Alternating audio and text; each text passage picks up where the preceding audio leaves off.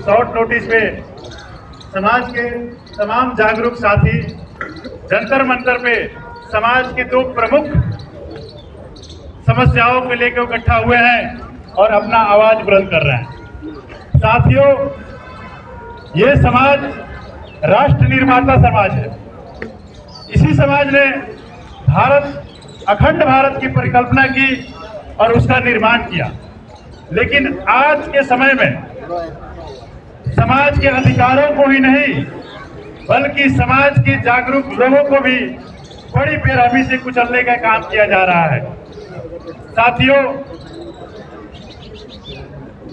ऐसे समय में समाज के एक एक जागरूक साथी का ये कर्तव्य बनता है कि वो अपने अहम और मैं की भावना छोड़कर देश और समाज के बारे में प्राथमिकता दे।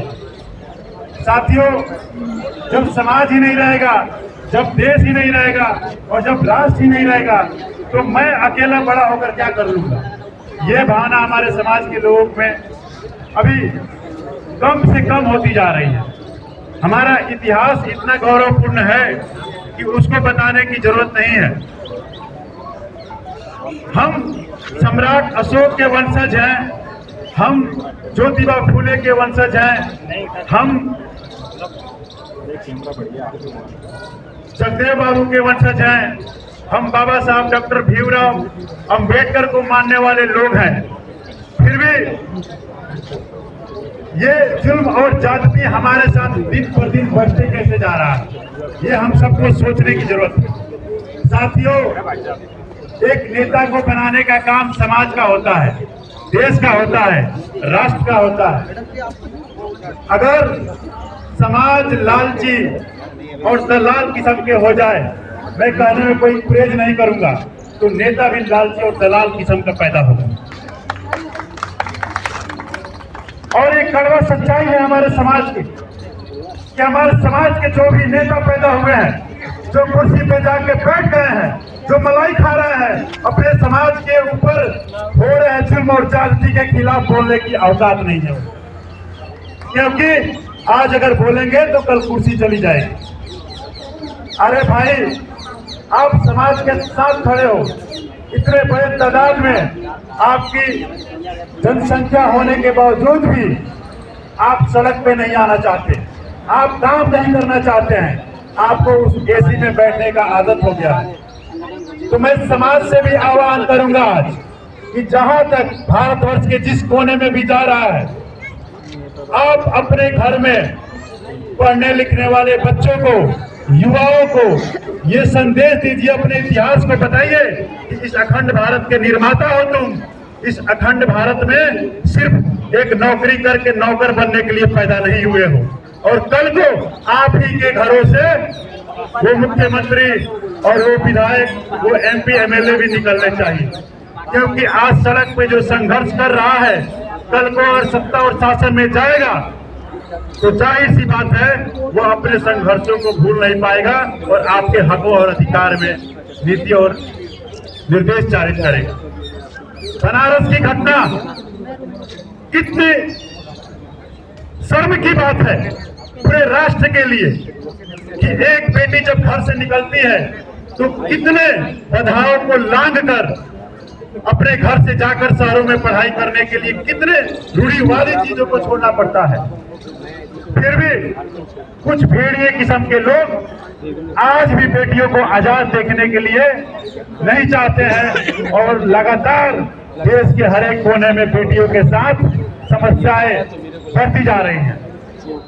हमारी बेटियां घरों में सब सुरक्षित नहीं थी, तब ज्योतिबा फूले ने, माता सावित्रीबाई फूले ने आवाज उठाया।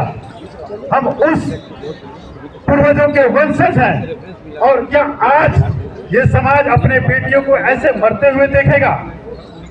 इस देश में एक एक बेटी सुरक्षित हो, कोई बोले या ना बोले, लेकिन माता सावित्रीबाई फूले के वंशज होने के नाते इस समाज के एक एक युवाओं का कर्तव्य है कि अपने पूर्वजों के दिए गए उस संविधान की रक्षा करें और उस संविधान की रक्षा करने के लिए जान की भी कुर्बानी लगानी पड़े तो लगाने के लिए तैयार रहे।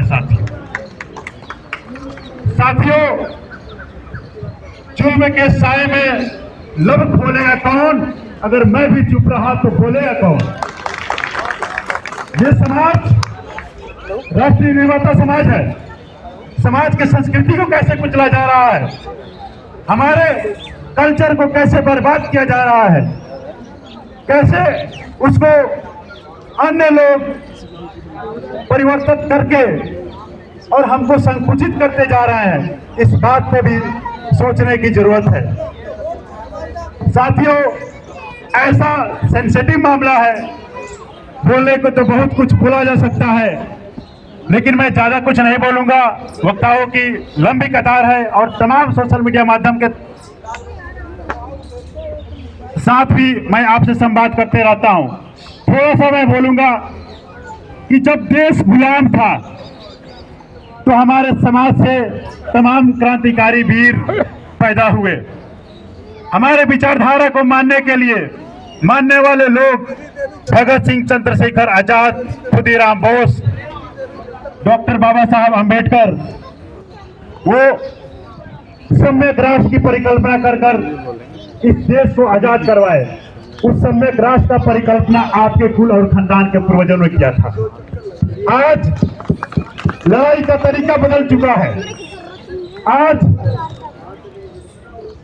हम संसद में बम फोड़ के अपने मांगों को सरकार के समक्ष नहीं रख सकते हैं। देश अब आजाद हो चुका है। अब उसके जगह पे आपको ऐसे लोग वो भेजने पड़ेंगे कि जिनकी आवाज ही गोली हो, जो आपके अधिकारों के लिए संसद और विधानसभा में आवाज को उठाएं और आपके साथ जब आपके ऊपर जुल्म और ज्यादती हो तो सड़कों पे संघर्ष भी करें। लड़ाई का तरीका बदल चुका है। सभी लोग अपने अनुसार, अपने सुविधाओं के अनुसार लड़ाई लड़ रहे हैं। ये लड़ाई सिर्फ आप ही नहीं लड़ रहे हैं, लड़ाई सत्ता की है और सत्ता मिलता है संख्या से। संख्या होता है वोट, और वो वोट की कीमत गांव में पालक रोपने वाला कोयरी का भी उतना ही है और सुप्रीम कोर्ट के वकालत करने वाले जजों के भी वोट की कीमत वही है। तो हमें यह बात सुनिश्चित करनी पड़ेगी कि एक एक वोट विचारधारा को मानने वाले लोगों को दिया जाए। कल को हमारे समाज के साथ अन्याय हो तो वो लोग बोले और आवाज को बुलंद करें। साथियों, आप सबसे यही निवेदन है कि इस लड़ाई को यहाँ पे रोकना नहीं है। यह एक बहुत बड़ी प्रतीक है कि इतने बड़े संख्या में जंतर मंतर पे समाज के लोग इकट्ठा हुए हैं। ये लड़ाई आगे बढ़ती रहेगी। इन्हीं सब बातों के साथ जय सम्राट अशोक। नमो बुद्धाय। साथियों, धन्यवाद। कुशवा समाज, कुशवा समाज, ठीक है, बहुत बहुत धन्यवाद।